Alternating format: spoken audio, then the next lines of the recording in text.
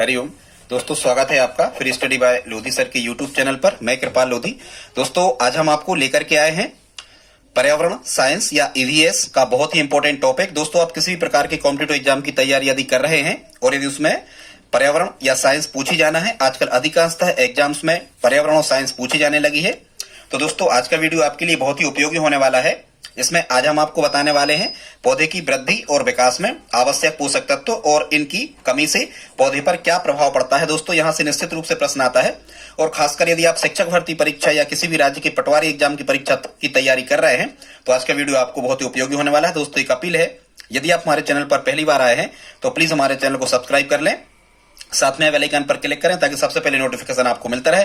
दोस्तों, हम इसी प्रकार के कॉम्पिटिटिव एग्जाम रिलेटेड वीडियोस को अपलोड करते रहते हैं, जिसमें मैथ, रीजनिंग, जीके, साइंस, शिक्षक भर्ती परीक्षा, हिंदी आदि से रिलेटेड वीडियो शामिल होते हैं। आप इन्हें हमारी प्लेलिस्ट में जाकर के प्लीज देख सकते हैं। तो बगैर देर के स्टूडेंट्स, आइए प्रारंभ करते हैं आज का टॉपिक, पौधों की वृद्धि और विकास के लिए आवश्यक पोषक तत्व। दोस्तों, पौधों की वृद्धि और विकास के लिए लगभग 18 पोषक तत्वों की आवश्यकता होती है। आज हम इन्हीं पोषक तत्वों पर चर्चा करेंगे। ठीक है, और भी हो सकते हैं, लेकिन मुख्य जो पोषक तत्व होते हैं वो लगभग 18 होते हैं। अब हम इन 18 और आप समझ रहे होंगे पोषक तत्व क्या कहलाते हैं। तो पौधों की वृद्धि और विकास, ताकि वो अपना भोजन बना सके, उनका विकास हो सके, उन्हें फल फूल लग सके, वो अपना प्रसार कर सकें, तो जिन तत्वों की आवश्यकता होती है उन्हें ही हम पौधों के पोषक तत्व कहते हैं। ठीक है, ये कभी संख्या पूछी जाए तो मुख्य लगभग कितने हैं? 18 हैं।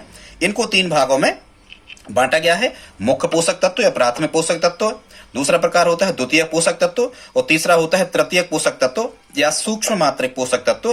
क्योंकि जो तृतीयक तत्व होते हैं या सूक्ष्म मात्रिक पोषक तत्व होते हैं, इनकी बहुत ही कम आवश्यकता होती है पौधों की वृद्धि और विकास के लिए। यदि आपको पूरी याद नहीं होते हैं स्टूडेंट्स, तो ये जो प्राथमिक या मुख्य पोषक तत्व होते हैं, जिनको हम एनपीके कहते हैं। एनपीके का फुल फॉर्म होता है स्टूडेंट्स, एक प्रकार का खाद भी होता है, नाइट्रोजन, फास्फोरस और पोटेशियम। ठीक है स्टूडेंट्स, तो सबसे पहले हम देख लेते हैं, कभी आपसे पूछा जाए कि प्राथमिक या मुख्य पोषक तत्व पौधों के कौन से होते हैं, तो आपको यहां से 3 कह देना है। क्या क्या? नाइट्रोजन, फास्फोरस और पोटेशियम। ठीक है स्टूडेंट्स, यहां से द्वितीय पोषक तत्वों के अंतर्गत आते हैं कार्बन, गंधक, ऑक्सीजन, हाइड्रोजन, कैल्शियम और मैग्नीशियम। फिर स्टूडेंट्स देखते हैं जो तृतीय या सूक्ष्म मात्रिक पोषक तत्व आते हैं, इनके अंतर्गत स्टूडेंट्स मुख्यतः जितनी भी धातुएं होती हैं, सभी धातुएं ही इनके अंतर्गत आ जाती हैं। ठीक है, कैसे आप याद रखोगे कि बस ऐसे ही याद रखना कि जो धातुएं हैं इनका तिगुना मूल्य हो जाता है बहुत जल्दी। ऐसे याद रखना, धातु यदि आप सोना, चांदी, लोहा, कुछ ऐसी चीजों को आप खरीद लो तो इनका तिगुना मूल्य हो जाता है। हाँ ठीक है, सोडियम को छोड़ देना यहां से। तो तृतीय सूक्ष्म या सूक्ष्म मात्रिक पोषक तत्व के अंतर्गत क्या आता है? लोहा, मैग्नीज, बोरान, जस्ता, तांबा, निकेल, सोडियम, यानी लिखा हमने सोडियम को, कोबाल्ट और मालिब्डिनियम। ठीक है, ये तृतीय पोषक तत्व कहलाते हैं। अब हम देख लेते हैं इनका महत्व या इनका पौधे उपयोग किस प्रकार करते हैं या इनकी कमी से पौधों पर क्या असर होता है। तो यहाँ हमने क्रमांक लिखा है, फिर पोषक तत्व है, फिर उनका यहाँ महत्व लिखा हुआ है और ये उनकी कमी के लक्षण है। सबसे पहले स्टूडेंट्स हम देखते हैं कि नाइट्रोजन का महत्व क्या है और इसकी कमी के लक्षण पौधों में कैसे हमें नजर आने लगते हैं। तो नाइट्रोजन जो है स्टूडेंट्स, ये पौधों के जीव द्रव्य और प्रोटीन निर्माण में सहायक होता है। इसको आप कैसे याद रखोगे? ठीक है, तो जो जन मतलब जो मनुष्य होते हैं स्टूडेंट्स, इनको भी प्रोटीन की बहुत ज्यादा आवश्यकता होती है, क्योंकि प्रोटीन ही टूटी फूटी कोशिकाओं की मरम्मत करने में सहायक होता है। ठीक है, और या फिर ऐसे याद रखना, यहाँ पर क्या लिखा है? टीन।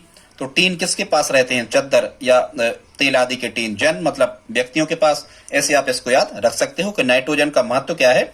जीव द्रव्य का निर्माण करना। और ये जीव द्रव्य स्टूडेंट्स जो है एक प्रकार का मनुष्य का आप स्पर्म ही मान सकते हो। तो इसी से सब कुछ संसार आगे बढ़ता है। आनुवांशिकी में सबसे ज्यादा आवश्यकता जीव द्रव्य की ही होती है।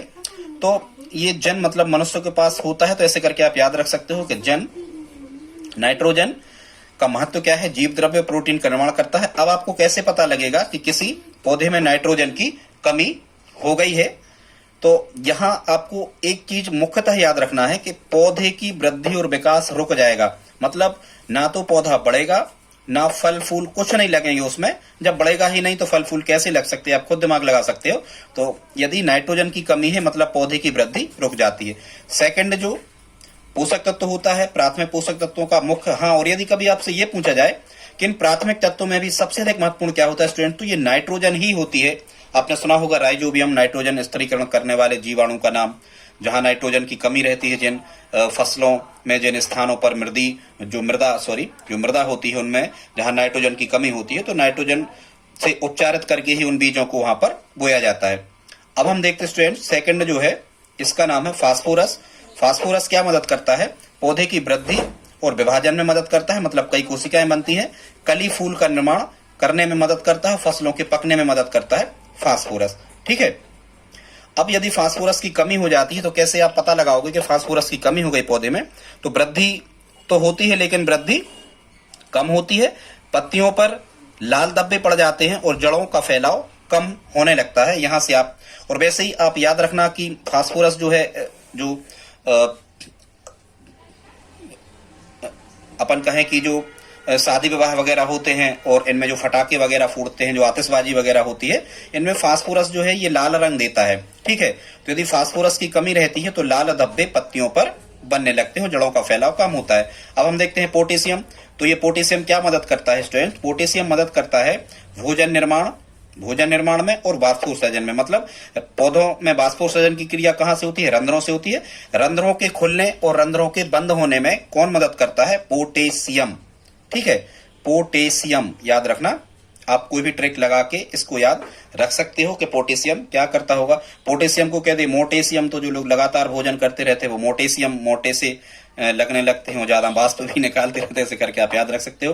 पोटेशियम का उपयोग क्या है, भोजन का निर्माण और वाष्पोत्सर्जन। अब यदि किसी पौधे में पोटेशियम की कमी हो गई है तो एक तो उसमें क्या लग जाएंगे, कीट लग जाएंगे, और कीट यदि लगे इसका मतलब ये आप समझ जाओ कि बीमारी का प्रकोप उसमें लग जाएगा और पत्तियां झुलस जाएंगी। वैसे ही मोटे लोग जो होते हैं वो झुलस जाते हैं, कई बीमारी उनको लगी होती हैं, वो बीमारी लग जाती है तो कई प्रकार के कीड़े मकोड़ों से लगती हैं। ऐसे करके आप याद रख सकते हो पोटेशियम का महत्व।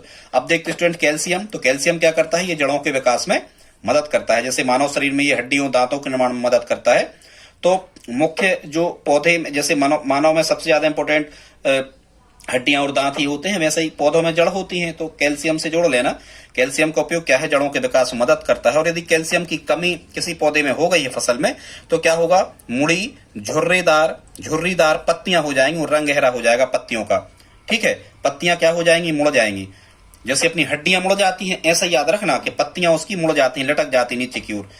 ऐसे करके आप इसको याद रख सकते हो। 5वें स्टूडेंट्स यहाँ पर लिखा होगा मैग्नीशियम। मैग्नीशियम जो होता है हरित लवक का केंद्र होता है, जो उसमें क्लोरोफिल हरित लवक पाया जाता है, जिसकी सहायता से पौधे प्रकाश संश्लेषण की क्रिया करके अपना भोजन बनाते हैं और ऑक्सीजन मुक्त करते हैं। तो ये हरित लवक का केंद्र बिंदु होता है। और मैग्नीशियम जो है स्टूडेंट्स, ये प्रोटीन के निर्माण में भी क्या होता है, सहायक होता है। नाइट्रोजन तो होता ही है, लेकिन ये मैग्नीशियम भी प्रोटीन के निर्माण में सहायक होता है। मैग्नीशियम की कमी से क्या समझ में आने लगता है, पत्तियों की नसों के बीच पीले धब्बे हो जाते हैं। ठीक है, क्या हो जाता है, पत्तियों की नसों के बीच पीले धब्बे पड़ जाते हैं। इसका मतलब यह है कि फसल में मैग्नीशियम की क्या हो गई स्टूडेंट्स, मैग्नीशियम की कमी हो गई है। ठीक, कैसे आप इसको याद रखोगे,